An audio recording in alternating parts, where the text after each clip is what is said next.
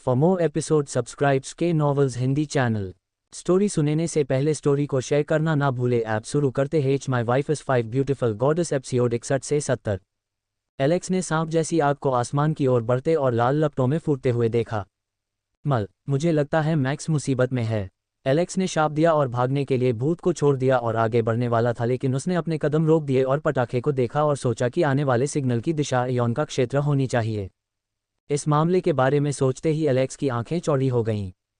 AEON शिष्य rank के शिखर पर है और मास्टर रैंक तक पहुंचने के कगार पर है। तो एयॉन को परेशानी का सामना करने का मतलब था कि कोई मजबूत व्यक्ति सामने आएगा। चीज़ों को समाप्त करते हुए एलेक्स अपने दस्ते और रेंजरों के समूह के साथ दिशा में दौड़ा, जबकि चीज़ों को संप्रेषित किया और संभावित खतरों के बारे में बात की जिसका एयॉन को सामना करना पड़ा होगा। अल्पविराम एलेक्स की दिशा से सुदूर उत्तर पूर्व में पूरा मैदान खूनी रण क्षेत्र में तब्दील हो गया था। एयॉन टीम को कई चोटों के साथ 2 हताहतों का सामना करना पड़ा था। उसके सामने राक्षसों का एक समुद्र था जो उन्हें निगल रहा था। पास में एक भूत का ठिकाना था और प्राणियों को अपने करीब महसूस करते हुए भूतों ने भारी भीड़ में उत्पात मचाना शुरू कर दिया और एयॉन की टीम पर हमला किया। एयॉन और रेंजर्स ने भय और सदमे की बदतर अभिव्यक्तियां दिखाईं, जबकि कई लोग पीछे हटने के बारे में सोच रहे थे, लेकिन एयॉन उन्हें संभालने और अब उनसे छुटकारा पाने के लिए तैयार नहीं था, क्योंकि उसे यकीन था कि अगर इस भूत को ऐसे ही छोड़ दिया गया तो कई लोग हताहत हो जाएंगे। वर्तमान गांव पूरी तरह से तबाह हो गया था और 100 की आबादी मारी गई थी, और अगर ये शैतान लगभग 500 की घनी आबादी वाले गांव में पहुंच गए तो अकल्पनीय चीजें हो सकती हैं। एयॉन ने गठन बनाए रखें चिल्लाते हुए पार्श्व का मार्गदर्शन किया। जब तक सुदृढ़ीकरण नहीं आ जाता तब तक हमें रुकना होगा। एयॉन ने म्यान से तलवार निकाली और भूतों के समुद्र की ओर दौड़ पड़ा। उसने सामने वाले भूत को लात मारी जो उड़ गया और दूसरे भूतों से टकरा गया, जिससे भूत झुंड का अगला भाग ढह गया। मौका पाकर उसने अपने आदमी को गोली चलाने का आदेश दिया। तीरों ने भूत को छेद दिया और आगे वाले मारे गए, लेकिन पीछे वालों को अपने रिश्तेदारों पर भी कोई दया नहीं आई और उन्होंने खुद को तीरों से बचाने के लिए सामने वाले भूत की लाश को मांस की ढाल के रूप में इस्तेमाल किया। एयॉन कूद गया और उसके साथ रेंजर्स भी भूतों के समुद्र पर कूद पड़े और उसकी नज़र में आने वाले हरे सिर को काट दिया। जब वे उलझने में व्यस्त थे तो उन्होंने एक भूत की उपस्थिति पर ध्यान नहीं दिया, जिसने एक लबादा और एक छड़ी पहनी हुई थी जो हड्डियों से बनी हुई लग रही थी। हुजरा फ्रीरारिस, उसने भूतों की भाषा में कुछ कहा और कहीं से हवा में एक विशाल आग का गोला बना और एयॉन और रेंजर्स के ऊपर गिर गया। खतरे और सिर पर जलन का एहसास होते ही एयॉन के रोंगटे खड़े हो गए और उसने देखा कि उनके ऊपर आग का गोला गिर रहा है। एयॉन की आंख की पुतली सिकुड़ गई और उसने जमीन पर पैर पटक दिया। वह उछला और अपनी तलवार को अपने बाएं कंधे की ओर वापस खींच लिया और उस पर मैना की एक पतली परत चढ़ा दी। वह उसकी ओर फिसल गया। बाम! उसके झूले के बाद किनारे पर टकराने वाली लहरों की तरह हवा में एक अदृश्य लहर का निर्माण हुआ, जिसके बाद एयॉन टूट गया और आग के गोले के साथ उन पर गिरने से अलग हो गया। आग का गोला 2 हिस्सों में बंट गया और प्रत्येक आधा अलग होकर 2 विपरीत दिशाओं में चला गया। एक व्यक्ति भूतों के समुद्र में गिर गया और उस भूत को जला दिया, जिससे दर्द और पीड़ा की तीखी चीख निकल गई, और दूसरा अपने लोगों के पास गिर रहा था। एयॉन ने दूसरे आग के गोले के प्रक्षेप पथ को देखा और उन्हें बचाने के लिए आगे बढ़ रहा था, लेकिन एलेक्स और मैक्स समय पर आ गए और उनके दोनों शक्तिशाली स्लैश पूरी तरह से बेअसर हो गए और हवा के बीच में आग की लपटों को बुझा दिया। एयॉन ने राहत की सांस ली, लेकिन वह शांत नहीं हुआ क्योंकि उसकी लापरवाह गलतियों के कारण उसके लोगों को कई चोटें लग सकती थीं। अंधेरे लबादे वाले भूत को लाठी पकड़े हुए देखकर एलेक्स की अभिव्यक्ति गंभीर हो गई। अगर इतनी बड़ी संख्या में शैतान न होते तो वह चिल्ला उठता। क्या बात है, एक भूत जादूगर, क्या आप मेरे साथ मजाक कर रहे हैं? अनगिनत खोजों के बाद भी एलेक्स को जादू में कोई प्रतिभाशाली व्यक्ति नहीं मिला।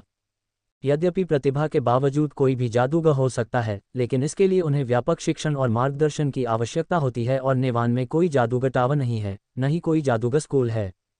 इसके अलावा एलेक्स को दूसरों को जादू सिखाने के लिए पहले अपने मन को जगाना होगा और जादू का उपयोग करना होगा। एलेक्स ने दूसरों से इन हरे सिरों की देखभाल करने के लिए कहा, जबकि वह और एयॉन जादूगर की देखभाल करते थे। एक जादूगर अत्यधिक घातक हो सकता है यदि उसे लंबी दूरी से जादू करने का मौका दिया जाए। एलेक्स ने जमीन पर पैर पटका और भूत के ऊपर से छलांग लगा दी और हर बार जब वह उतरता तो वह एक जोरदार धमाके के साथ उतरता और भूतों को उड़ा देता और फिर से कूद जाता। कुछ छलांग लगाने और अपने रास्ते में आने वाली हर चीज को कुचलने के बाद एलेक्स आखिरकार भूत के सामने पहुंच गया। एलेक्स ने भूत के होठों पर एक हल्की सी मुस्कुराहट देखी और उसके होश थोड़े बढ़ गए। जब वह उतरा तो उसने जमीन की संरचना में बदलाव देखा और जमीन लड़खड़ा गई और एलेक्स उस विशाल गड्ढे में गिर गया जो भूत जादूगर द्वारा बनाया गया था। भूत ने अपनी लाठी लहराए और कई आग के गोले आसमान में दिखाई दिए और एलेक्स पर उतरने लगे। एलेक्स ने चमकदार चमक देखी लेकिन उसकी आंखों में डर की कोई अभिव्यक्ति नहीं थी। उसने अपनी मुट्ठी भींचते हुए सामने धूल मिट्टी की दीवार को देखा और कसकर अपनी मुट्ठी भींच ली। उसकी मांसपेशियां उभर आईं और उसकी बाह में नसें उभरने लगीं और अपनी मांसपेशियों को अधिकतम संकुचन करते हुए उसने अपने सामने की दीवार पर मुक्का मारा। बूहू! तेज गड़गड़ाहट की आवाज के साथ उसके सामने की दीवार ढह गई और एलेक्स के सामने एक दरार बनने लगी और एलेक्स के साफ होने से पहले ही जगह खाली हो गई। एलेक्स ने कोई समय बर्बाद नहीं किया और गड्ढे से बाहर कूद गया। आग का गोला उस स्थान पर गिरा जहां वह खड़ा था और छोटे छोटे विस्फोट होने लगे। एलेक्स उस स्थान से बाहर कूद गया और अपने चेहरे पर बड़ी मुस्कुराहट के साथ भूत जादूगर को देखा और उसे मुक्का मारने ही वाला था कि तभी बेहतर गति से किसी चीज ने भूत जादूगर के सिर पर प्रहार किया और उसके सिर को कुचल दिया जो तरबूज की तरह उछल गया। क्या बकवास है! ये नज़ारा देखकर एलेक्स की चीख निकल गई। अध्याय को शीघ्रता से अपडेट करने में हमारी सहायता के लिए जाएं और अधिक उपन्यास पढ़ें। आपका बहुत बहुत धन्यवाद। एलेक्स, जो जादूगर भूत को मारने के लिए आगे बढ़ रहा था, जल्द ही घबरा गया और कुछ कदम पीछे हट गया जब उसने देखा कि कोई चीज़ जादूगर भूत से टकरा रही है और उसे बाहर निकाल रही है। एलेक्स पीछे हट गया और उसने देखा कि एक लकड़ी की गदा ने जादूगरनी को मारा था। जब एलेक्स सोच रहा था कि आखिर वह चीज़ कहाँ से आई, तो उसने एक जोरदार दहाड़ सुनी जिसने पूरे जंगल को हिला दिया। दहाड़ की खूनी प्यासी आवाज़ पूरे जंगल में गूंज उठी और आसपास चल रही सारी लड़ाई अचानक बंद हो गई जैसे कि वहां मौजूद कोई भी लड़ नहीं रहा हो। जमीन गड़गड़ाने लगी और फेफड़ों के ऊपर से गरजता हुआ एक विशाल हरा भरा शरीर जंगल से बाहर कूद गया। वह आकृति दयनीय भूतों की जमीन पर गिरी और उन्हें कुचलकर मांस का पेस्ट बना दिया, जिसके बाद जमीन पर जोर जोर से गड़गड़ाहट होने लगी। एलेक्स ने भय भरी आंखों से उस दृश्य को देखा। यह एक बहुत बड़ा ऑक था लेकिन इसके बारे में कुछ अजीब लगता है। इसका विशाल शरीर 3.5 से 4 मीटर लंबा था और इसके निचले जबड़े से 2 बड़े कुत्ते निकले हुए थे और इसकी प्रत्येक भुजा लट्ठे जितनी मोटी थी। उसके पूरे शरीर में नसें उभरी हुई थीं और उसकी आंखें रक्तरंजित हो गई थीं तथा उसके शरीर से तीव्र गति से मैना निकल रहा था। महामहिम, यह उस राक्षस के समान है जिसने खुद को खो दिया है, एयोन चिल्लाया। एलेक्स ने देखा कि ऑक मन उन्माद में भाग रहा था। यह मन उग्रता की स्थिति में था और अपने मन प्रवाह को नियंत्रित करने में असमर्थ था। तुम सब लोग पीछे हट जाओ और यहाँ से बहुत दूर रहो। पीक स्क्वायर रैंक से नीचे का कोई भी व्यक्ति पहले वापस जाए और काउंट को सूचित करे। फ्लेयर भेजो, एलेक्स ने आदेश दिया। ऑक ने गड़गड़ाहट की आवाज करते हुए उसकी छाती पर प्रहार किया और पूरे मैदान में भाग गया। दम दम दम, हर कदम के साथ जमीन हिलती और दरकती। भूत डर के मारे भाग गए, लेकिन ऑक की गति से वे उड़ गए और कुछ बदकिस्मत जमीन के फटने के कारण चपेट में आ गए और मांस के पेस्ट में बदलकर उसके पैरों के नीचे आ गए। कुछ भूतों ने जवाबी कार्रवाई करने की कोशिश की लेकिन ऑक के आकस्मिक झटके से वे हवा में उड़ गए। ऑक विनाश के दूत और मौत के अग्रदूत की तरह लग रहा था, जो अपनी आंखों के सामने जो कुछ भी देख रहा था उसे मार रहा था और मार रहा था। एलेक्स ने ऑक को देखा जो 2 विशाल उभरे हुए नुकीले दांतों के साथ एक गंजे हल्क की तरह दिख रहा था। एलेक्स हमला करने के लिए आगे नहीं बढ़ा और ऑक के भूतों द्वारा नष्ट हो जाने का इंतजार करता रहा। फिलहाल ऑक भूत को मारने का अपना काम कर रहा था और उसे बस मौके का इंतजार करना था और उसे मार डालना था। एलेक्स ने अपना हाथ उठाया और ऑक पर तीर चलाने का संकेत दिया। पीछे जो लोग सुरक्षित दूरी पर पीछे हट गए थे उन्होंने क्रॉसबो निकाल लिए और ऑक को लक्ष्य करके तीर चला दिए। ऑर्क्स पर तीरों की बारिश हुई लेकिन अधिकांश तीर ऑक की सुरक्षा को भेदने में असमर्थ रहे और उनमें से अधिकांश वापस उछल गए। ऑक की त्वचा काफी सख्त थी और लकड़ी की नोक वाले तीर इसे भेदने में असमर्थ थे। एलेक्स ने स्टील के तीरों का उपयोग करने के लिए उन पर चिल्लाया। उनमें से एक व्यक्ति ने एक तीर निकाला जिसका सिर स्टील धातु जैसा था और उसे क्रॉसबो में लोड किया और अपनी स्थिति को समायोजित करने के बाद जमीन पर कब्जा कर लिया और विशाल ऑक पर निशाना साधते हुए उसे फायर कर दिया। दूसरी ओर ऑक ने गॉबलिन से लड़ाई की और उन्हें मार डाला। एक विशाल हॉबगोब्लिन जो सामान्य गॉबलिन से बहुत बड़ा था और ऐसा लग रहा था जैसे एक छोटा ऑक आगे बढ़ा और विशाल लकड़ी की गदा के साथ ऑक पर कूद गया। ऑक ने दहाड़ते हुए एक हाथ से गदा पकड़ ली और हॉबगोब्लिन को अपनी ओर खींच लिया। हॉबगोब्लिन ने भागने की कोशिश की लेकिन एक विशाल हाथ ने उसके सिर को कसकर पकड़ लिया और सिर को खींचकर शरीर से अलग कर दूर फेंक दिया। उसने गदा हाथ में ले ली और एक कदम उठाने ही वाला था कि उस पर फिर से कई बाणों की वर्षा हुई लेकिन इस बार उनमें से कुछ ने उसे छेद दिया। उन्हें एक कदम पीछे हटने के लिए मजबूर होना पड़ा। एक तीर उसकी बाह में लगा जहां कई बाण उसकी जांघ में लगे। ऑक ने तीर खींचा और उसके घावों से हरे रंग का तरल पदार्थ निकलने लगा। पहले उस पर चलाए गए तीर से उसे हल्की सी गुदगुदी होती थी, लेकिन अब वे उसकी सुरक्षा को भेदने में सक्षम थे और उसकी त्वचा के अंदर तक घुस गए थे। वह दर्द भरे स्वर में चिल्लाया और कराहने लगा और उस स्थान की ओर देखा जहां से उस पर तीरों की बारिश हो रही थी। उसने एक जोरदार और खूनी दहाड़ लगाई और हॉबगोब्लिन को उठाकर हवा में उठाया और अपनी मोटी लकड़ी जैसी भुजा को गुलेल की तरह इस्तेमाल करते हुए फेंक दिया पुरुषों के समूह में। एलेक्स ने ऑक के इरादे को देखा और चिल्लाया, कवल ले लो। एक शरीर हवा में उड़ गया और तोप की तरह लोगों के समूह की ओर चला गया। सैनिकों और रेंजरों का समूह डर के मारे उछल पड़ा। बूम! एक फटा हुआ शरीर जमीन पर पटक गया और लगातार गति के साथ जमीन पर लुढ़क गया और फिर अपने रास्ते में आने वाले पेड़ों और पत्थरों को तोड़ते हुए जमीन से टकरा गया। जो लोग प्रभाव के करीब थे उनमें से कुछ उड़ गए, लेकिन सौभाग्य से किसी को चोट नहीं आई। ऑक ने हंसते हुए अपने विशाल हाथ से एक और मृत शरीर को पकड़ लिया और उसे फेंकने ही वाला था कि दो छायाचित्र उसके सामने आ गए। एक ने अपनी तलवार काटी और उस पर जोरदार वार किया, जबकि दूसरे ने हवा में उछलकर उस पर लात मारी। ऑक ने अपना बचाव करने के लिए अपना सिर उठाया, लेकिन एलेक्स ने बीच में प्रक्षेप पथ बदल दिया और जमीन पर फिसल गया और अपनी तलवार से ओर्क के पैरों पर वार किया, जबकि एयोन ने अपने शरीर को हवा में घुमाया और एक हाथ की तरह एक विशाल मोटे लट्ठे को लात मारी। टकराना! एक तेज धमाके के साथ ऑक कुछ कदम पीछे धकेल दिया गया और जमीन से फिसल गया। ग्रर कक कक! वह फिर से अपनी खून की प्यासी चीख के साथ दहाड़ा और उन दोनों की ओर दौड़ा, लेकिन कटने के कारण वह लड़खड़ा गया और मांस के लेप वाले भूत के ऊपर से लड़खड़ा कर गिर गया। अध्याय को शीघ्रता से अपडेट करने में हमारी सहायता के लिए जाएं और अधिक उपन्यास पढ़ें। आपका बहुत बहुत धन्यवाद। एयोन ने अपनी तलवार उठाए और अंतिम प्रहार करने के लिए दौड़ने ही वाला था, लेकिन एलेक्स की इंद्रियों ने खतरे को भांप लिया और उसने उसे आगे बढ़ने से मना कर दिया। और एलेक्स के अनुमान के अनुसार आसपास लेटे हुए कुछ भूतों ने मौका लेने की कोशिश की और ऑक योद्धा की ओर दौड़ पड़े, लेकिन इससे पहले कि वे उस ऑक तक पहुंच पाते, वह खड़ा हो गया और हॉबगोब्लिन से मिली लकड़ी की गदा को अपने चारों ओर घुमा दिया। Bang bang bang! जब भूतों पर जादूगर का प्रहार होता था और प्रहार के बल से वे सीधे उड़ जाते थे, तो हड्डियों के चटकने की आवाजें सुनाई देती थीं। ऑक उठ खड़ा हुआ और उसका शरीर नारंगी रंग से चमकने लगा। ऑक की भुजाएं लट्ठों से भी अधिक मोटी थीं और उसमें कई छेद थे जो उसके शरीर में तीर घुसने के बाद बने थे।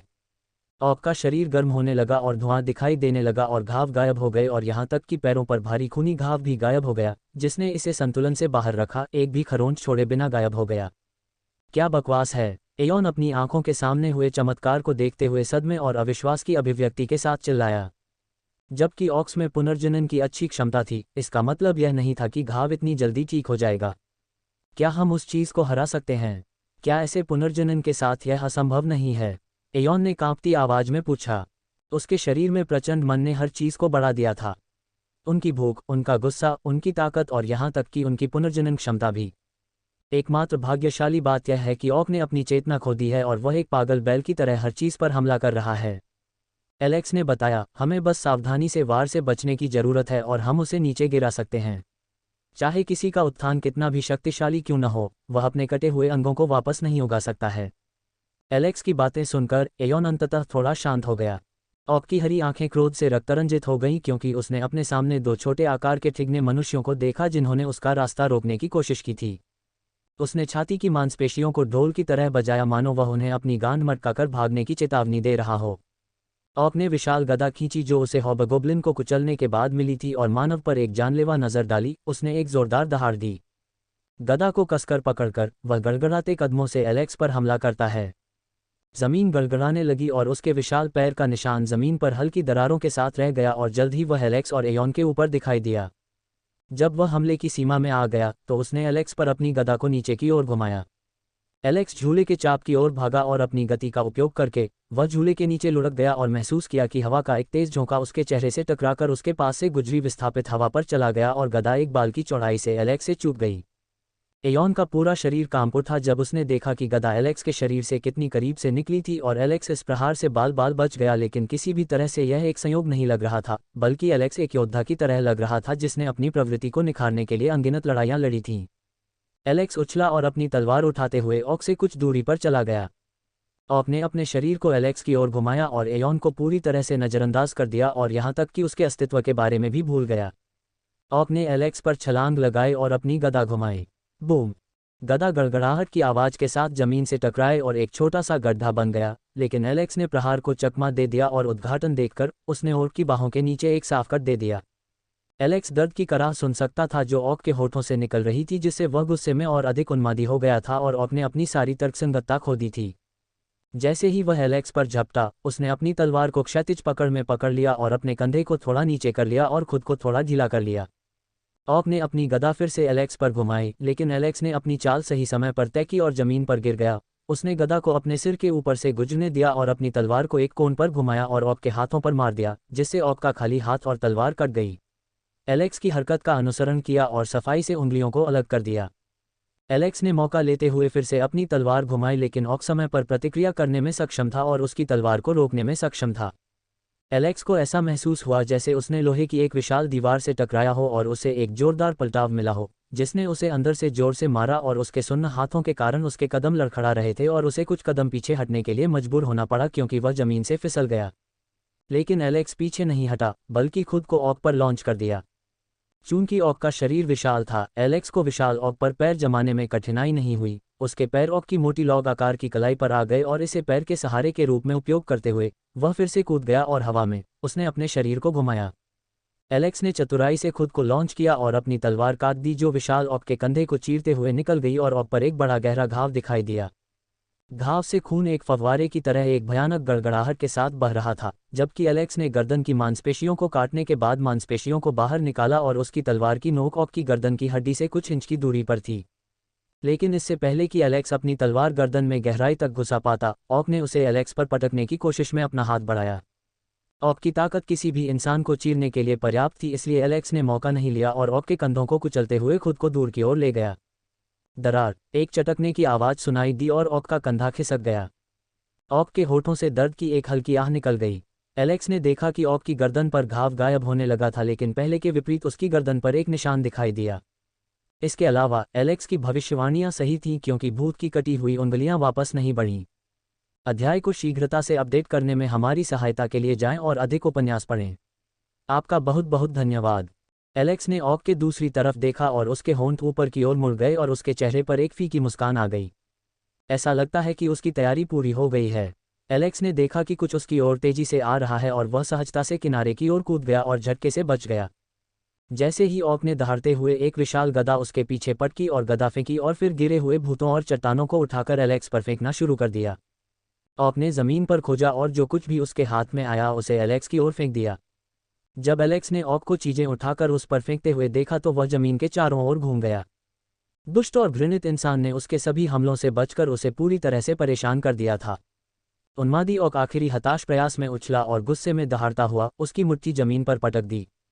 बूम! एक जोरदार कर्कश आवाज सुनी गई और एक दरार बन गई जो एलेक्स की ओर बढ़ी, लेकिन इससे पहले कि वह उस तक पहुंच पाती, वह हवा में उछल गया और ऑक के पास आ गया। उसने अपनी तलवार काट दी, लेकिन ऑक ने अपनी बंद मुट्ठी खोल दी और तलवार पकड़ ली। जैसे ही उसने धारदार तलवार पकड़ी और एलेक्स को हवा में उठाकर अपनी ओर खींच लिया, उसकी बंद मुट्ठी से हरे रंग का खून बहने लगा। उफ! एलेक्स बुदबुदाया, लेकिन उसकी आंखों में डर या घबराहट का कोई निशान नहीं था। ऑक ने अपनी दूसरी खाली मुट्ठी उठाई और एलेक्स को मांस के पेस्ट में कुचलना चाहा, लेकिन एलेक्स की अचानक चिल्लाहट सुनकर वह भ्रमित हो गया। ये कल्प करो! जैसे ही एलेक्स के शब्द गिरे, ऑक के पीछे एक तेज चकाचौंध करने वाली रोशनी चमकी और एयोन अपनी तलवार के साथ चमकता हुआ दिखाई दिया। मूर्ख! मुझे कम आंकने और उपेक्षा करने की कीमत तुम्हें अपनी जान से चुकानी पड़ेगी, एयोन चिल्लाया और अपनी तलवार काट दी। जबकि एलेक्स ऑक के साथ खेलने में व्यस्त था, एयोन ने अपने पिता द्वारा सिखाई गई तकनीक का उपयोग किया और अपना सारा मन अपनी तलवार पर डाला और उसे मन की परतों के साथ परतों से ढक दिया, जिससे उसका ब्लेड पहले से कहीं अधिक तेज और भयंकर हो गया। एलेक्स ने ऑक की कलाई पर लात मारी, जो एक पल के लिए चौंक गया और उसने अपनी तलवार को उसकी पकड़ से मुक्त कर दिया और उसके शरीर को ऊपर की ओर घुमाया। वह ऑक के सिर के पास पहुंचा और अपनी पूरी ताकत से उस पर हमला कर दिया। एयोन और एलेक्स के प्रहारों के बाद एक तेज भूरे रंग की रोशनी टिमटिमाती हुई ऑक की गर्दन के ऊपर से गुजरी और हवा का एक बड़ा झोंका सदमे की लहर की तरह जमीन पर फैल गया और सब कुछ शांत हो गया। एलेक्स और एयोन दोनों जमीन पर गिरे और उसके पीछे ऑक का विशाल सिर, जिसमें अभी भी खुली हुई आंखों के साथ एक क्रूर अभिव्यक्ति थी, शरीर से फिसल गया और एक छोटे से धमाके के साथ जमीन पर गिर गया और उसके पीछे विशाल और भारी ऑक का शरीर बड़े धमाके के साथ जमीन पर गिर गया। आपने हाफ स्टेप मास्टर रैंक ऑक को हरा दिया है। आपको 150 अनुभव अंक मिले हैं। इस बात की कोई कम वजह नहीं है कि उसने इसे अपने दम पर नहीं हराया। एयोन जोर से हौंफते हुए जमीन पर गिर पड़ा। उसने अपना सारा दिमाग इस्तेमाल कर लिया था और अब काफी कमजोर हो गया था। ऑक को हराने के बाद एलेक ने चारों ओर देखा और देखा कि बेन और उसके दस्ते अब तक नहीं आए थे। क्या वे मुसीबत में हैं या ऑर्क्स ने उस पर हमला किया? संभावना के बारे में सोचते हुए एलेक्स बुदबुदाया। एयॉन, मुझे लगता है कि हमें जल्दी वापस आना होगा। हम नहीं जानते कि हमें उसके जैसा कोई दूसरा राक्षस मिलेगा या नहीं। एलेक्स ने कहा कि जैसे ही उसने 3 मीटर के विशाल ऑक शव को स्कैन किया और नीचे बैठकर उसकी जांच करना शुरू कर दिया। एलेक्स ने अपने शरीर पर कुछ अजीब निशान देखे तो भौहें चढ़ गईं और उसने देखा कि उस पर छेद करने के निशान थे, जैसे कि किसी चीज़ ने उसे काट लिया हो, और उसे आश्चर्य हुआ कि निशान गायब नहीं हुए थे।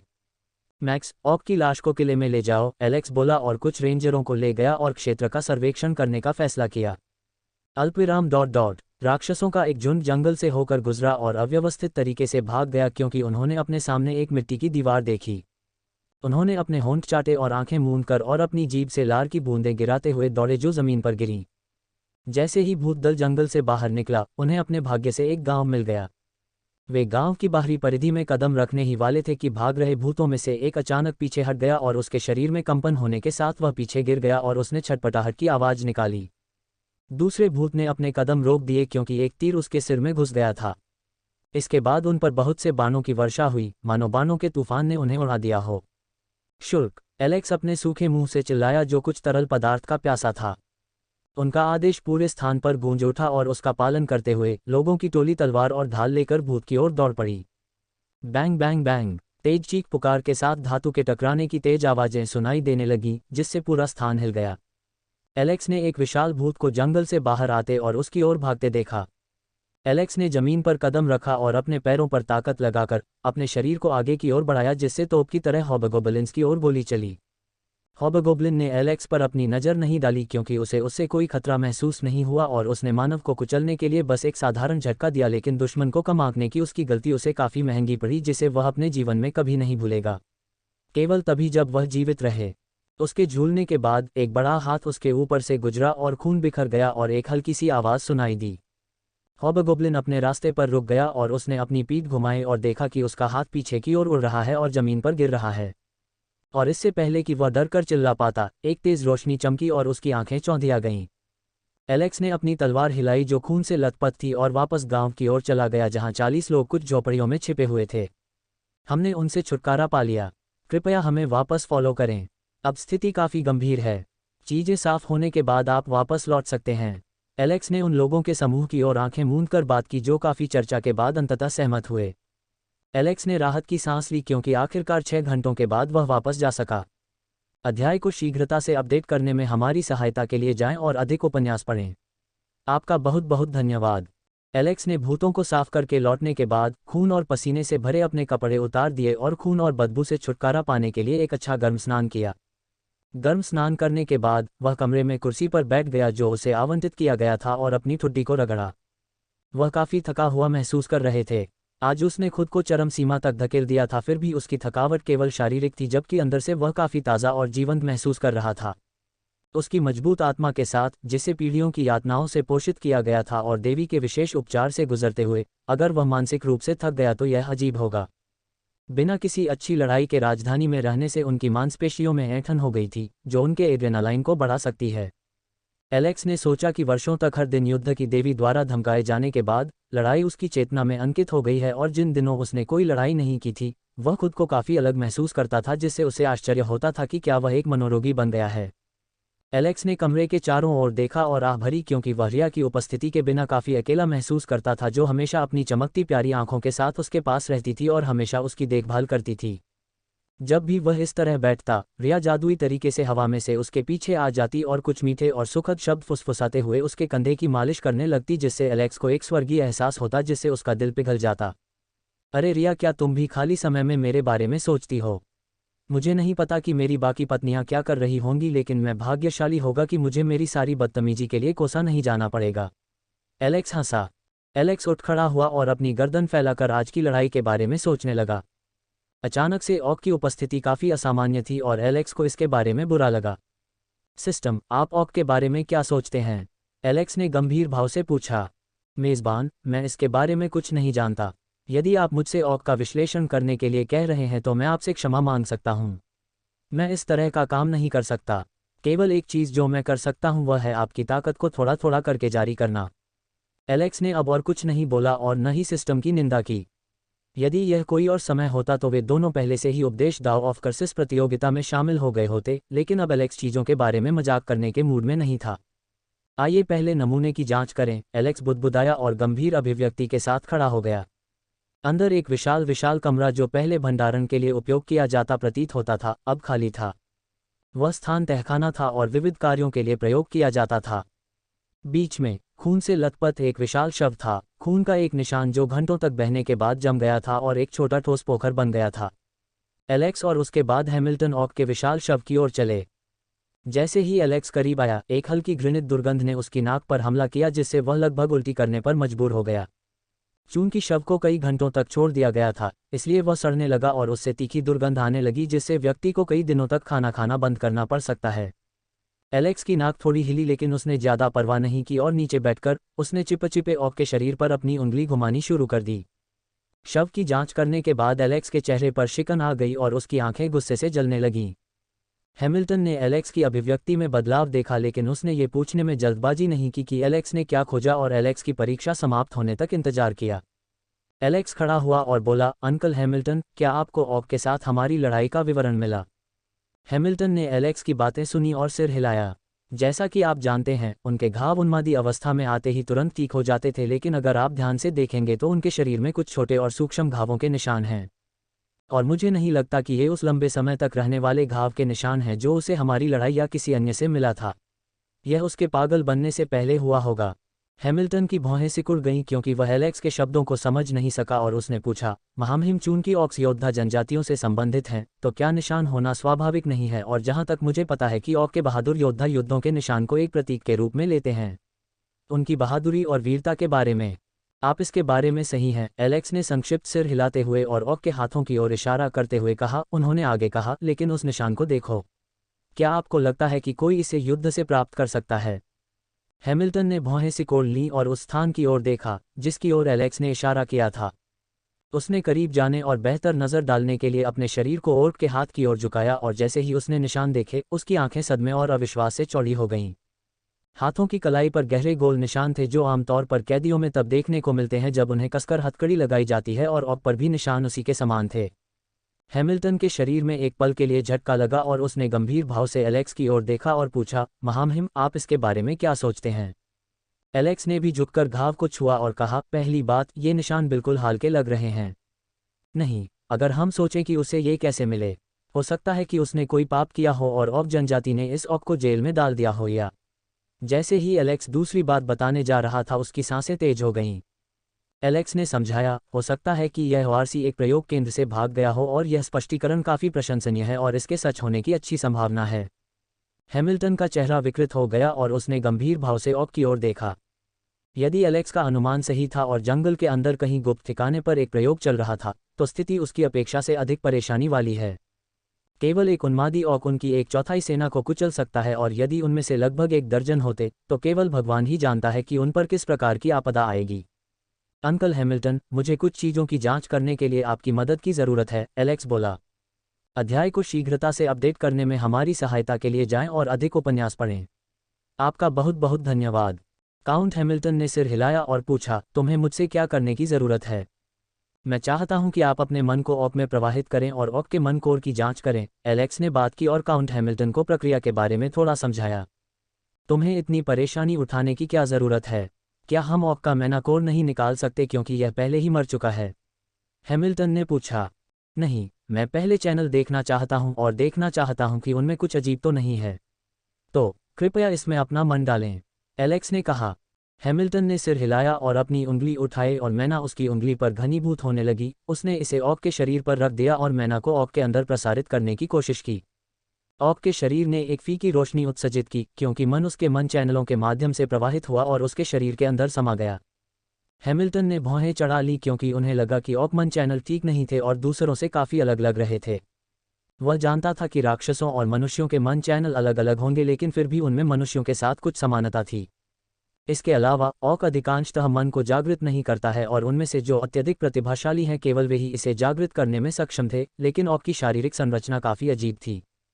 हैमिल्टन को एक अशुभ एहसास महसूस हुआ जो ऑक के अंदर बह रहा था, और जैसे ही वह कोर तक पहुंचा, उसे जलन का झटका महसूस हुआ और उसने जल्दी से अपना हाथ हटा लिया। हैमिल्टन की पीठ पूरी तरह से पसीने से भीग गई थी और उसने अविश्वास और सदमे की आंखों से ऑक को देखा। अंकल, यह क्या है? एलेक्स ने गंभीर भाव से पूछा। हैमिल्टन ने अपना पसीना पोंछा और कहा, यह अंधेरा है। संपूर्ण कोर अंधकार में हो गया था और मैंने ऐसा अशुभ मैनाकोर कभी नहीं देखा था। ऐसा लग रहा था मानो ये किसी चीज़ से दागदार हो गया है जिससे ऑक ने नियंत्रण खो दिया है। एलेक्स ने काउंट हैमिल्टन के प्रत्येक शब्द को स्पष्ट रूप से सुना और स्थिति का विश्लेषण करने की कोशिश करते हुए उन्हें अपनी यादों में ध्यान से नोट किया। मुझे लगता है कि मेरा अनुमान बिल्कुल सही है। जंगल के अंदर कुछ परेशानी भरा काम हो रहा है। एलेक्स ने अपनी ठुड्डी रगड़ते हुए बुदबुदाया। एलेक्स की बातें सुनकर हैमिल्टन ने सिर हिलाया। स्थिति बढ़ने से पहले उन्हें कुछ करने की ज़रूरत है और इसके लिए उन्हें जंगल के अंदर घुसने की ज़रूरत है जो खतरों और खतरों से भरा है। आखिरकार जंगल उनके लिए एक अज्ञात क्षेत्र था। जैसे ही एलेक्स और हैमिल्टन बात कर रहे थे, तुरही की आवाज़ फिर से बजी। ये संकेत दे रही थी कि एक और जानवर फिर से उन पर आ गया है। एलेक्स और एयोन की लड़ाई के रिकॉर्ड हर सैनिक और भर्ती को सुनाए गए और इसे सुनकर उनकी आंखें विस्मय और श्रद्धा से भर गईं। विशाल ऑक और उनके महामहिमों के बीच लड़ाई की कहानियां सुनकर वे लड़ाई में जितना संभव हो उतना योगदान देना चाहते थे, लेकिन उन्हें इसके लिए इंतजार करने की ज़रूरत थी। लेकिन उन्हें ज़्यादा देर तक इंतजार नहीं करना पड़ा क्योंकि मौका उनके सामने था, क्योंकि विशाल जानवर ज्वार वहां अपना रास्ता बना रहा था जो पहले की तुलना में बहुत बड़ा था। एलेक्स ने सबसे पहले कार्यभार संभाला क्योंकि आज बेन ने बहुत कड़ा संघर्ष किया था और उसे कुछ चोटें आई थीं। फिर भी बेन पहले कमान लेते हुए लड़ना चाहता था, लेकिन एलेक्स ने उसे ऊपर से स्थिति की निगरानी करने और स्थिति खराब होने पर ही कोई कदम उठाने के लिए कहा। जमीन पर एलेक्स और चार्ल्स ने संबंधित बटालियनों को संभाला, जबकि एयोन ने कमान संभालने के लिए दूसरी बारी का इंतजार करते हुए चार्ल्स को देखा, जबकि हैमिल्टन शहर की दीवार पर खड़ा था और बड़ी संख्या में राक्षसों और जानवरों को देख रहा था जो अब तक अपना रास्ता बना रहे थे। यहाँ हैमिल्टन को पश्चिम का संरक्षक कहा जाता था क्योंकि उनके रहते पिछले 25 वर्षों में एक भी प्रकोप नहीं हुआ था। यह अफसोस की बात थी कि वह महाकाव्य में सफलता हासिल नहीं कर पाए और स्थिर रह गए। नेवान में हैमिल्टन को प्रतिभाशाली माना जा सकता है, लेकिन किनेली में कोई भी उन्हें शायद ही औसत कह सकता है।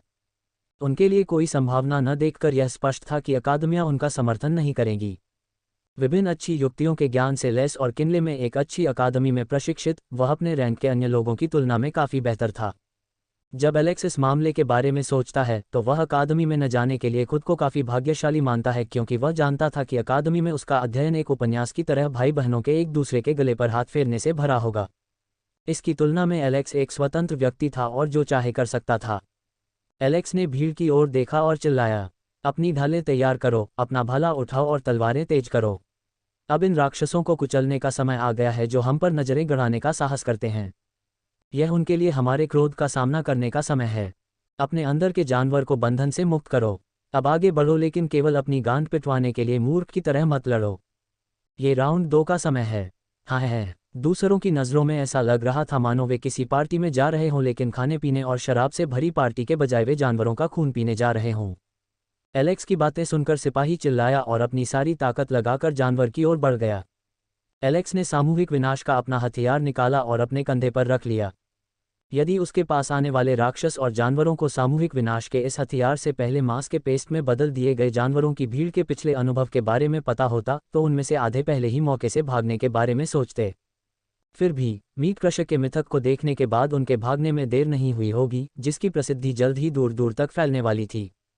आगे दौड़ते हुए एलेक्स ने एक बड़ी जोरदार छलांग लगाई और उसका शरीर आसमान में काफ़ी ऊपर उठ गया। राक्षस के सिर के ऊपर से निकलते हुए एलेक्स ने उसके शरीर को हवा में घुमाया और उसकी आकृति उल्कापिंड की तरह जमीन की ओर गिरी। अपने गिरने की गति के साथ उसने विशाल हथौड़े की नोक को उठाया और अपने गिरने की गति का दोहन किया और अपने हथौड़े से काट डाला। बूम! पूरे इलाके में एक जोरदार धमाका हुआ और इसकी टक्कर से आसपास की जमीन और पेड़ टुकड़े टुकड़े हो गए और हम धूल की तरह उड़ गए। राक्षस का भाग्य पेड़ों और मिट्टी की तुलना में बहुत खराब था और जो लोग नहीं जागे थे उन्हें सीधे कुचल दिया गया था, जबकि स्क्वायर रैंक वाले को तुरंत मार दिया गया था और खून की धुंध में बदल दिया गया था। अध्याय को शीघ्रता से अपडेट करने में हमारी सहायता के लिए जाएं और अधिक उपन्यास पढ़ें। आपका बहुत बहुत धन्यवाद। अपने विशाल हथौड़े की नोक से युद्ध के मैदान को नष्ट करने के बाद एलेक्स ने उसे किनारे रख दिया। अधिकांश नासमझी भरी धड़कनों को खूनी लड़ाई ने खत्म कर दिया था और एलेक्स ने देखा कि कई भूत किले के चारों ओर घूम रहे थे। उन्होंने अपनी खुद की एक छोटी सी सेना इकट्ठी कर ली थी और ऐसा लग रहा था कि वे इस मौके का फ़ायदा उठाकर उन्हें नीचे गिराना चाहते थे। लेकिन क्या वे उन्हें गिरा पाएंगे, इसके बारे में तो वक्त ही बताएगा। एलेक्स ने अपने मन सेंसर का उपयोग किया और देखा कि जमीन पर कई मजबूत हॉबगोब्लिन थे जो उस पर हमला कर रहे थे और ये हॉबगोब्लिन लड़ाई में सबसे आगे थे। शिफ्ट को जल्दी से घुमाओ, तुम सब थक गए हो और कहाँ ये भूत ताकत से भरे हुए हैं। इसके अलावा वे इंसानों की तुलना में अधिक फुर्तीले होते हैं। मैं सेना के हवलदारों के साथ लाइन में खड़ा रहूंगा, एलेक्स ने आदेश दिया। उनके आदेश के तहत सैनिक पीछे हटने लगे जबकि दूसरा दस्ता उनकी जगह लेने लगा। दीवारों के ऊपर से तीरंदाजों ने आने वाले भूतों पर तीर चलाना शुरू कर दिया। उनके तीरों ने कई राक्षसों को मार डाला, लेकिन इन पागल राक्षसों के सामने कोई बड़ा बदलाव लाने के लिए यह पर्याप्त नहीं था। एलेक्स अपने द्वारा मारे गए लाशों के ढेर से नीचे कूद गया और खून से लथपथ लाश के ढेर से बाहर आते ही उसने अपनी तलवार निकाल ली। उसकी तलवार मंद चांदनी में चमक रही थी जो भोर होते ही छंटने वाली थी। एलेक्स ने अपना दाहिना कदम आगे बढ़ाया और अपनी तलवार के एक झटके के साथ एक भूत का एक बड़ा हाथ वापस हवा में उड़ गया और पीछे मौजूद अन्य भूतों पर हमला कर दिया और उनके चेहरे पर खून के छींटे पड़ गए जिससे उनकी दृष्टि एक पल के लिए अंधी हो गई। हॉबगोब्लिन ने अपने बचे हुए हाथ से एलेक्स को पकड़ने की कोशिश की और उसे चारों ओर फेंकना चाहा, लेकिन एलेक्स उसके पास से आगे बढ़ गया और अपनी तलवार से उसकी गर्दन पर वार कर दिया और अपनी तलवार से उसके गले को काट दिया। भूत का विशाल शरीर जो लगभग 2.5 मीटर लंबा था जमीन पर गिर गया। एलेक्स उस पर कूद गया और हॉबगोब्लिन की छाती को उसके पीछे वाले गॉब्लिन पर कूदने के लिए एक पैर के सहारे के रूप में इस्तेमाल किया। भूतों के सामने पहुंचकर एलेक्स ने अपने वजन के केंद्र को आगे की ओर झुकाते हुए अपने शरीर को आगे की ओर झुकाया, जबकि अपनी तलवार को अपनी बाईं कमर पर रखते हुए उसने बड़ी तेजी से अपनी तलवार खींची। झटका काफी तेज और तेज था, जबकि इसका समय बिल्कुल सही और सही तरीके से आंका गया था।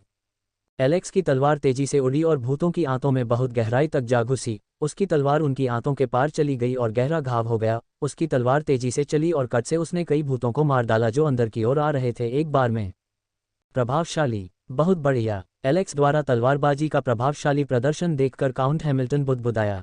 जैसे ही एलेक्स की तलवार हॉबगोब्लिन की बगल में लगी, एलेक्स की तलवारें इधर उधर नाचने लगीं और उसने तलवार वापस खींच ली और उसके खुले गले पर वार कर दिया। हॉबगोब्लिन ने घाव को ढकने के लिए अपने हाथ उस पर फेंके क्योंकि जीवन रक्त बाहर निकल आया। एलेक्स की तलवारबाजी के प्रदर्शन में जरा भी मन की भावना नहीं थी और शैली अपने आप में एक ही समय में सुंदर और भयानक थी। एलेक्स ने अपना कौशल दिखाया जब उसने उस विशाल कुल्हाड़ी को रोक दिया जो उसकी खुली पीठ पर फेंकी गई थी, लेकिन जैसे ही उसने अपनी तलवार अपनी पीठ पर उठाए और हथियार एक खड़खड़ाहट की आवाज के साथ तलवार से फिसल गया और जमीन पर गिर गया। उस समय शिफ्ट पूरी तरह से बदल दी गई थी और सभी नए सैनिक युद्ध के मैदान में पहुंचे और उन्होंने भूत के समूह पर अपने तीर छोड़े। उनमें से कुछ ने अपनी तलवारें और ढालें उठा लीं और ढलान से नीचे दुश्मन के करीब पहुंच गए। राक्षसों ने अपनी सेना को दूसरी ओर मोड़ दिया, जबकि कुछ ने उसके सैनिकों पर हमला कर दिया, जबकि अन्य उसके खून की गहरी प्यास के साथ एलेक्स की ओर भागे। एलेक्स ने देखा कि कई भूतों ने उससे लड़ने का फैसला किया। जब एलेक्स ने बड़ी संख्या में राक्षसों को अपनी ओर आते देखा तो उसके होंठ हल्की सी मुस्कान के साथ ऊपर की ओर मुड़ गए। तुम मूर्ख हो, एलेक्स ने उनके दृष्टिकोण को देखते हुए मन ही मन बुदबुदाया। उसने अनुमान लगाया कि एक साथ इतने सारे दुश्मनों का सामना करना अच्छी बात है क्योंकि यह उसे अपना सर्वश्रेष्ठ देने के लिए मजबूर करेगा, लेकिन यह तभी होगा जब वह युद्ध के अंत तक जीवित रहने में सक्षम होगा। एलेक्स ने अपने घुटनों को मोड़ते हुए और अपनी ताकत को अपने पैरों में डालते हुए अपनी तलवार वापस खींच ली। जब उसने आने वाले भूतों पर अपनी तलवार फेंकी तो उसकी आकृति एक पल के लिए गायब हो गई। चार्ज के सामने वाले भूत को अचानक डेजा वू का एहसास हुआ और इससे पहले कि वह समझ पाता कि क्या हुआ, उसकी छाती में एक बड़ा और खूनी छेद खुल गया और यहाँ तक कि उसके पीछे का भूत भी उसकी चपेट में आ गया। जैसे ही दबाव का एक झोंका उसकी छाती से होकर गुजरा, वही छेद उसकी छाती पर भी दिखाई देने लगे। एयोन ने अपने सैनिकों की रक्षा करते हुए राक्षस की ओर ब्लेडों का एक विशाल उग्र प्रहार किया जिससे वे जल गए। एयोन ने एलेक्स के निर्देशों को देखा और उसके खूबसूरत झूलों को देखा जैसे वह खून और लाशों के समुद्र में नृत्य कर रहा था। दो विशाल भूत अपनी गदा घुमाते हुए एलेक्स की ओर दौड़े जो पीछे हटने के बजाय उनकी ओर कूद पड़ा। दोनों भूतों ने उस पर अपनी गदा घुमाई और एलेक्स ने उसके शरीर को हवा में घुमाया और उसके शरीर को एक अप्रत्याशित कोण पर झुकाकर अपना बेहतर लचीलापन दिखाया और एयोन और उसकी सेना को आश्चर्यचकित करते हुए काफी कुशलता से वार से बचा लिया। लेकिन यह अभी खत्म नहीं हुआ था। प्रहार से बचने के बाद जब उसके पैर जमीन पर छू गए तो वह फिर से कूद गया और उसने अपने शरीर को एक जटिल 360 डिग्री चाप में घुमाया, साथ ही अपनी तलवार से भूत की पीठ पर वार किया और उनकी दोनों पीठों को खोल दिया।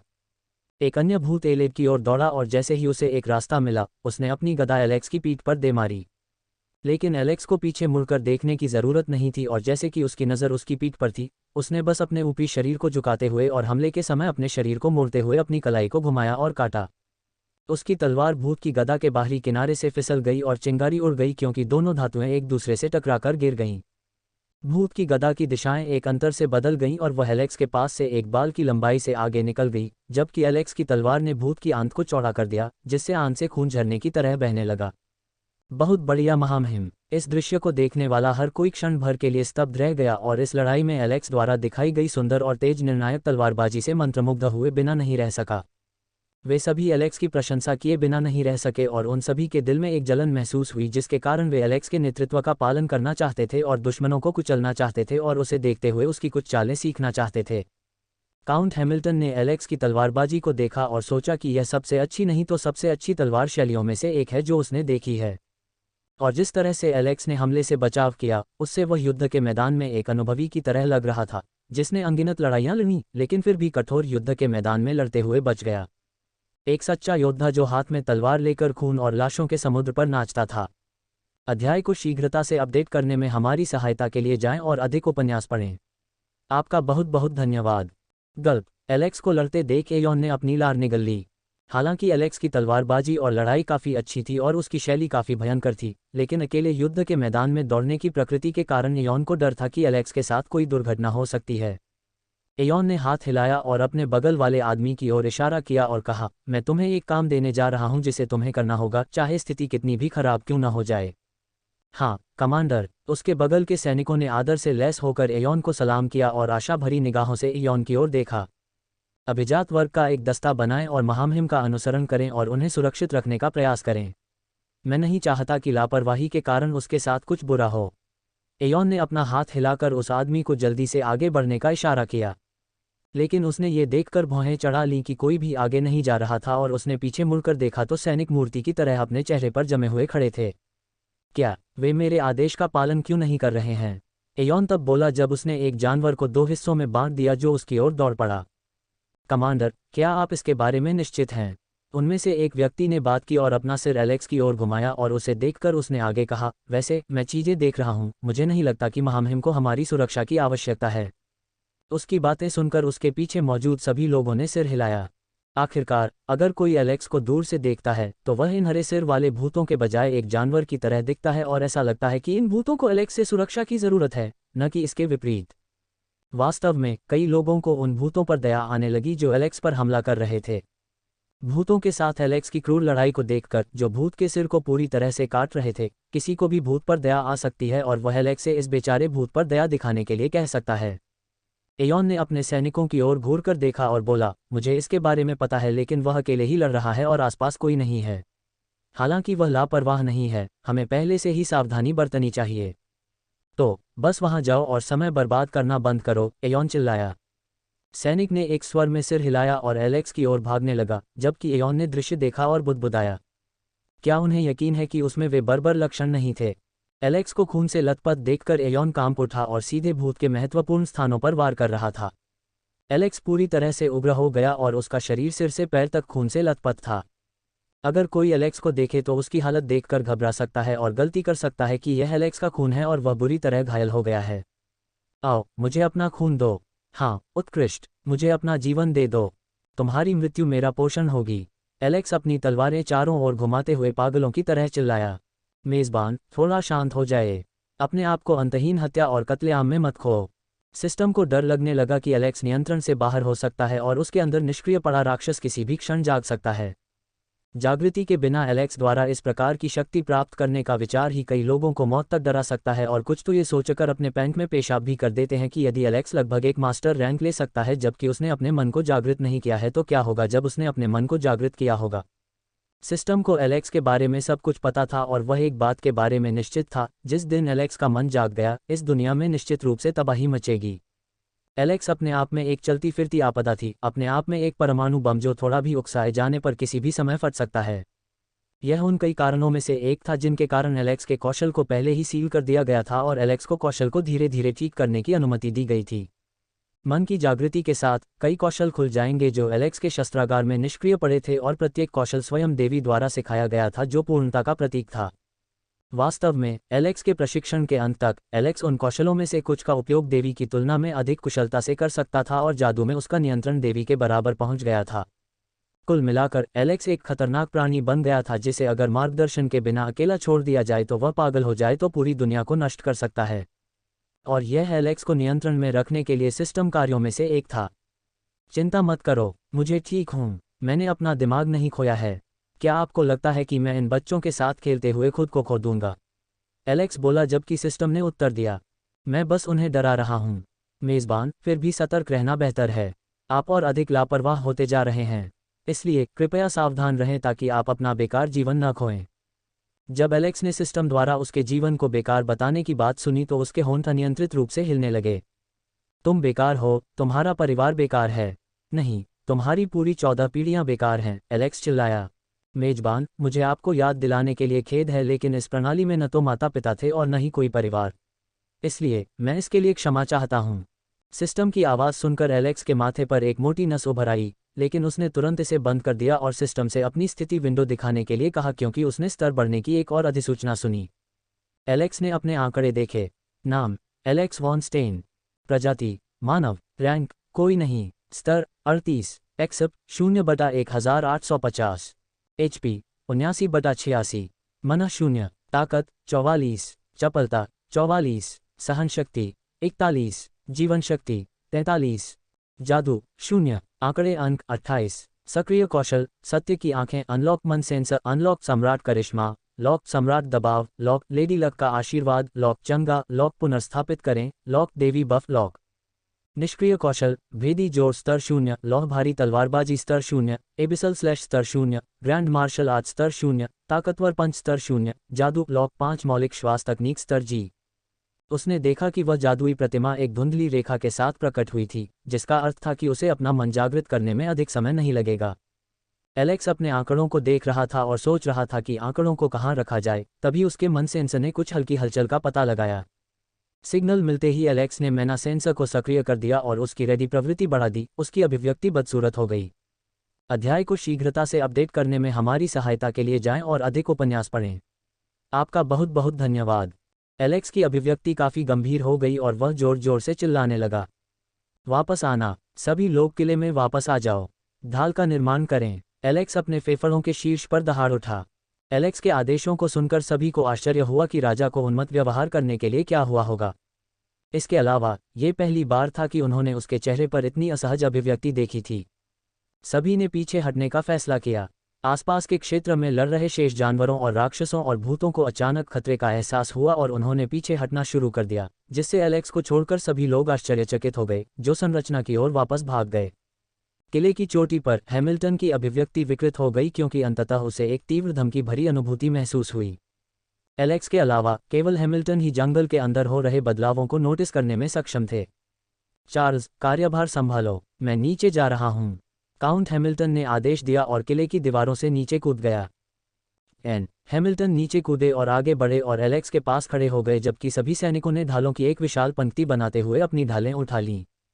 हालांकि उन्हें नहीं पता था कि क्या हो रहा है या उनके लिए कौन सा खतरा आने वाला है, लेकिन हैमिल्टन और एलेक्स दोनों की तीव्र प्रतिक्रियाओं को देखकर उन्होंने अपना पहरा बढ़ा दिया और सतर्क हो गए।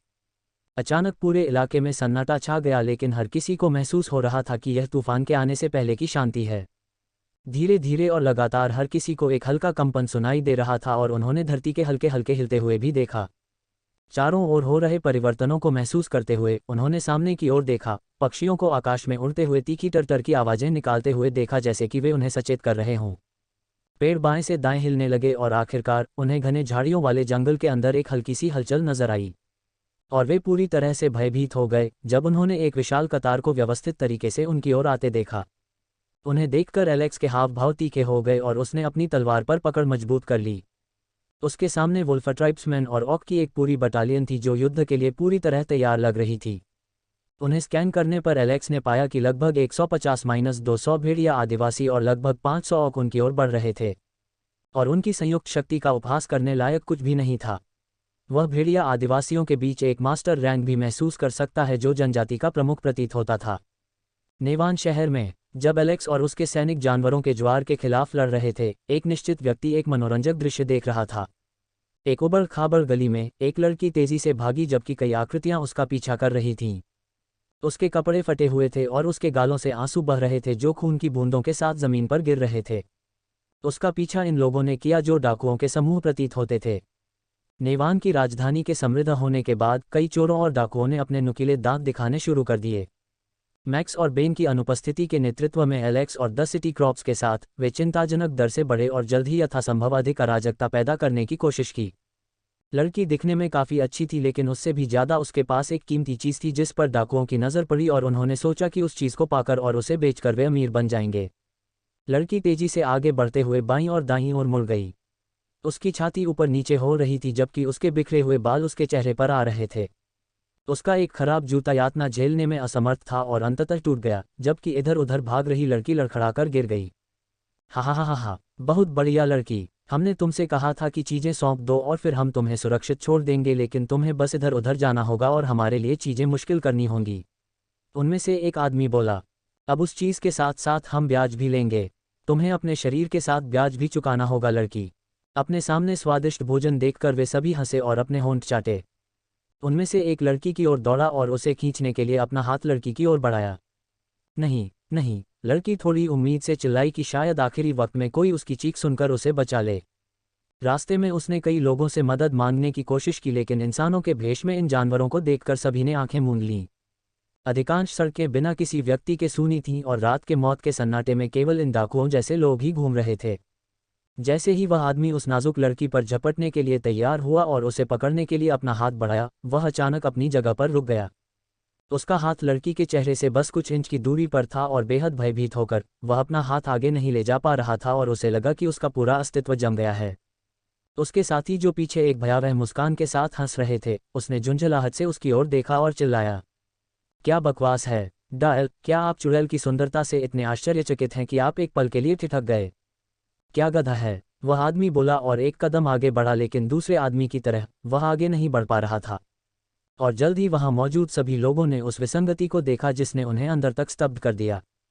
वे सभी हिलने डुलने में सक्षम नहीं थे और जैसे ही उन्होंने विसंगति को खोजने के लिए चारों ओर देखा, उन्होंने देखा कि उनके शरीर से छोटे छोटे तार जुड़े हुए थे और उनके शरीर के हर हिस्से को कसकर बांध दिया गया था, जिससे उनकी गतिविधियों में बाधा आ रही थी। किसने किया ये? आखिर आप हैं कौन? वे सभी चिल्लाने लगे और जवाब न मिलने पर उनकी नज़र सामने वाली लड़की पर पड़ी और वे चिल्लाए, क्या तुम वही हो जिसने हमें धोखा दिया? मैं तुमसे कह रहा हूं कि अगर तुमने हमें धोखा दिया तो परिणाम भयानक होंगे। फो नतीजे, क्या आपको पहले अपने बारे में चिंता नहीं करनी चाहिए? गली में एक मधुर और मनभावन मनमोहक आवाज़ गूंज उठी जो उनकी आंखों में गूंज उठी और वे घबराकर ऊपर देखने लगे। चमकते चांद के नीचे एक चमकदार आकृति खड़ी थी जो रात के अंधेरे में चमक रही थी। अध्याय को शीघ्रता से अपडेट करने में हमारी सहायता के लिए जाएं और अधिक उपन्यास पढ़ें। आपका बहुत बहुत धन्यवाद। लड़की के साथ साथ सभी पुरुषों ने नजरें उठाईं और ये दृश्य देखकर अवाक रह गए। छत के शीर्ष पर एक महिला खड़ी थी जिसने काले कपड़े पहने थे और उसका चेहरा घूंघट से ढका हुआ था और उसकी कमर तक हवा लहरा रही थी और हवा में पागलों की तरह नृत्य कर रही थी। तंग लूटे हुए कपड़े उसके उभारों को छिपाने में सक्षम नहीं थे, बल्कि उसके फिगर को और अधिक आकर्षक और कामुक बना रहे थे। गल्प। पुरुष उसे घूरते हुए अपनी लार निगल लेते थे और यहाँ तक कि लड़की भी उसकी सुंदरता की प्रशंसा करने से खुद को नहीं रोक पाती थी, जो काफ़ी अवास्तविक लगती थी। वह नहीं जानती थी कि वह कौन थी, लेकिन कम से कम उसकी उपस्थिति ने अपरिहार्य में देरी कर दी थी। ओह, आप जितने चाहें पुरुषों को घूर सकती हैं, आखिरकार यह आपकी आखिरी रात है।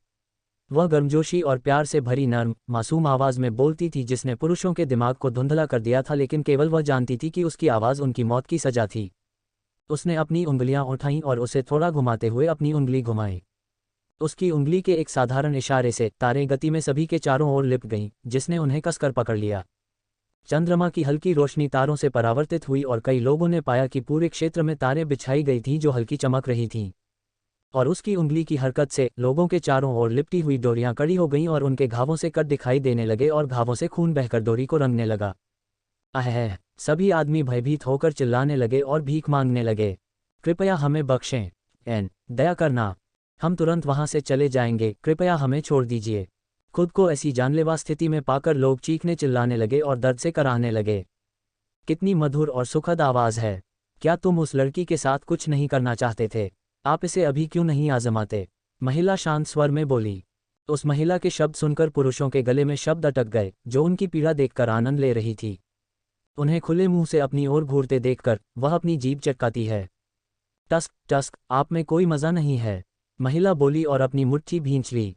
स्विज। सभी तारों में कंपन हुआ जिसके फलस्वरूप रक्त के छींटे और प्राणघातक वेदना वातावरण में व्याप्त हो गई और इसके साथ ही अंगों के कई टुकड़े गिरे। आदमियों के सिर फट गए और तरबूज की तरह उभर आए। लड़की ने उस भयावह दृश्य को देखा और उस क्रूर दृश्य को देखकर अत्यंत घृणित हो गई। सिर, हाथ पैर और उनके शरीर का हर टुकड़ा तार से कट गया। उसके चेहरे पर खून बिखर गया जिससे उसे उल्टी आने लगी। उसने अपना सिर घुमाया और नजरें फेर ली, लेकिन जैसे ही उसने अपना सिर घुमाया एक छाया उसके सामने चमक उठी और एक पल में वह महिला उसके सामने आ गई और उसकी ठुड्डी पकड़ ली। क्या खूबसूरती है, महिला घूंघट के नीचे मुस्कुराते हुए बोली। मैं कृपया मुझे मत मारो, लड़की ताकत जुटाकर बुदबुदाई। चिंता मत करो, अब तुम सुरक्षित हो। नहीं, बदमाश अब से तुम पर हाथ उठाने की हिम्मत करेगा, महिला बोली और उसकी आकृति रात के अंधेरे में एक पल में गायब हो गई और लड़की आश्चर्यचकित रह गई। एक पुरानी जर्जर इमारत के सामने फ्लैश जैसी एक आकृति दिखाई दी। टैप करें, टैप करें, टैप करें। कदमों की आवाज़ सुनकर पहरेदारों ने पूछना चाहा कि यहाँ कौन आया है, लेकिन काले कपड़े वाली औरत को देखकर उन्होंने सिर झुका लिया और दरवाज़ा खोल दिया। ये नौकर रानी का स्वागत करता है। महिला ने सिर हिलाया और जर्जर इमारत में प्रवेश कर भूमिगत तहखाने की ओर चल दी। काले कपड़े पहने बहुत से लोग वहां तैनात थे और उनमें से प्रत्येक को चौकोर दर्जा दिया गया था। जब वह उनके पास से गुजरी और एक खुले क्षेत्र में दाखिल हुई तो सभी ने उसे सलाम किया। इसके मध्य में एक विशाल सिंहासन मौजूद था। वह सब पर ध्यान न देकर ऊपर चली गई और तख्त पर पैर मोड़कर बैठ गई। उन्हें पोजीशन लेते देख वहां मौजूद कई लोग झुककर बोले, हम छाया रानी को नमस्कार करते हैं, हम छाया रानी को नमस्कार करते हैं। महिला की आंखें तलवार की तरह तेज थीं और उसके चेहरे पर लाचारी के भाव थे। जो लोग ऊंचे पदों पर थे केवल वही जानते थे कि यह महिला कोई और नहीं बल्कि उनकी रानी थी। दिन में वह एक राजा की पत्नी और उसकी देखभाल करने वाली थी और आधिकारिक मामलों की देखभाल करती थी, जबकि रात में वह रात का संकटमोचक बन जाती थी। वह इकाई जो छाया में छिपती है और शिकार करती है और अपने भगवान की अनुपस्थिति में नेवान में किसी भी दुर्भाग्य को होने से रोकती है। अगर एलेक्स अभी मौजूद होता तो चिल्लाकर पूछता कि वह कौन है। मेरी प्यारी प्यारी और मासूम रिया को क्या हुआ, जिसके चेहरे पर हमेशा मुस्कान रहती थी। काज, स्थिति कैसी है? महाराज, स्थिति काफ़ी विषम है। हाल के दिनों में नेवान में भाड़े के सैनिकों की आमद हुई है। हम इसका कारण उजागर नहीं कर पाए, लेकिन भाड़े के सैनिक यहाँ अनियंत्रित होकर उत्पात मचा रहे हैं। वे और उन्हें काट दो। इससे पहले कि काजर रिपोर्ट पूरी कर पाता, उसने रिया की बातें सुनी और जो शब्द निकलने ही वाले थे वे उसके गले में ही अटक गए। महामहिम, मैंने कहा कि उन्हें काट दो। जो कोई परेशानी पैदा करने की हिम्मत करता है वह नेवान के नए कानूनों और मेरे भगवान द्वारा निर्धारित आदेश का अनादर करने के समान है, जो मेरे भगवान के खिलाफ जाने के समान है। इन जैसे दुष्टों को मारने की जरूरत है। इससे पहले कि खरपतवार पूरी तरह से विकसित हो जाएं, उन्हें काट देना बेहतर है। वे भाग्यशाली हैं कि मेरे भगवान मौजूद नहीं हैं, अन्यथा साधारण मृत्यु भी उनके लिए एक आशीर्वाद है। रिया की बातें सुनकर सभी की रीढ़ में से हरन दौड़ गई। इस बात से कोई इनकार नहीं कर सकता, अगर एलेक्स यहाँ होता तो शायद पूरी राजधानी पहले ही खून से रंग चुकी होती। एलेक्स खून का त्योहार भी शुरू करेगा जहाँ सबसे ज्यादा हत्या करने वाले को पुरस्कार दिया जाएगा। हर कोई उस दृश्य की कल्पना कर सकता है जिसमें एलेक्स ने भाड़े के सैनिकों को नग्न करके उन्हें कला के एक टुकड़े के रूप में प्रदर्शित किया था और अपने फेफड़ों के शीर्ष पर चिल्ला रहा था, आओ और नेवान के विशेष स्वर्गीय उपचार का अनुभव करो जो लाभों से भरा था। यदि आप नेवान के स्वर्गीय उपचार का अनुभव करना चाहते हैं तो आपको बस एक अपराध करना होगा, जिसके बाद आपको हमारे द्वारा पहले जैसा आनंद मिलेगा। तो जल्दी करो। सबने एक ही बात की कल्पना की और भय से उनका शरीर कांप उठा। काज, नाइट हॉक्स के पूरे दस्ते को भेज दो और राइट की सीमा पर भी नजर रखो। मुझे लगता है राइट युद्ध की तैयारी कर रहा था। रिया ने आदेश दिया, युद्ध की स्थिति में हमें कुछ सैनिकों को भेजने की जरूरत है, इसलिए मैं चाहती हूं कि आप में से कुछ लोग एमिडोन में घुसपैठ करें। रिया कैथरीन के चरित्र को जानती थी। जब तक आवश्यकता न हो वह दूसरों की मदद नहीं मांगेगी और सब कुछ स्वयं ही करने का प्रयास करेगी। इसके अलावा युद्ध निकट आता जानकर वह काफ़ी व्यस्त होगी और उसने नेवान की हाल की घटनाओं के बारे में नहीं सुना होगा। इसलिए रिया को अपने भगवान के लिए सब कुछ सेट करना पड़ा ताकि उन्हें कार्रवाई करने के लिए इंतजार न करना पड़े। इसके अलावा वह नहीं चाहती थी कि उसका भगवान नेवान को इतनी अस्त व्यस्त अवस्था में देखने के लिए वापस आए। एलेक्स के बिना सभी चीज़ों को संभालना उसका कर्तव्य था और वह इसे पूरी तरह से करना चाहती थी ताकि वह साबित कर सके कि वह एलेक्स के भरोसे के लायक है और उसकी पत्नियों में से एक है जो उसके पक्ष में खड़ी है।